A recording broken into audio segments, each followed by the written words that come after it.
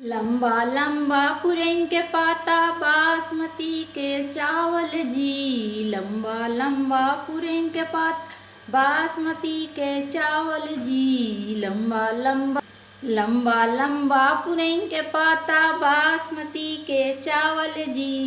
एको चावल छोड़बो समझी काटब दुनू टांग जी।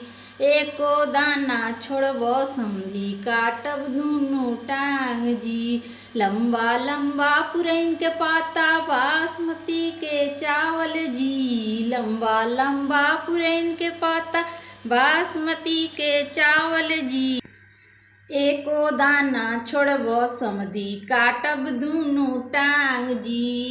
एको दाना छोड़बो समधी काटब दुनू टांग जी। घरे जइबो मेहरी पूछी कहाँ कटाइल टांग जी। घरे जइबो मेहरी पूछी कहाँ कटाइल टांग जी। फलना गाँव में बेटा बियहनी समधिन कटली टांग जी। फलना गाँव में बेटा बियहनी समधिन कटली टांग जी।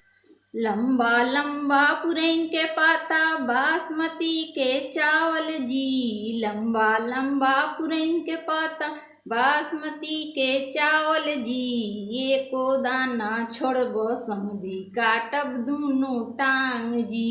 एको दाना छोड़बो समधी काटब दुनू टांग जी। घरे जइबो बहिनी पूछी कहाँ कटाइल टांग जी। घरे जइबो बहिन पूछिए कहाँ कटाइल टांग जी। फलना गाँव में बेटा बियहनी उहें कटाइल टांग जी। फलना गाँव में बेटा बियहनी समधिन कटली टांग जी।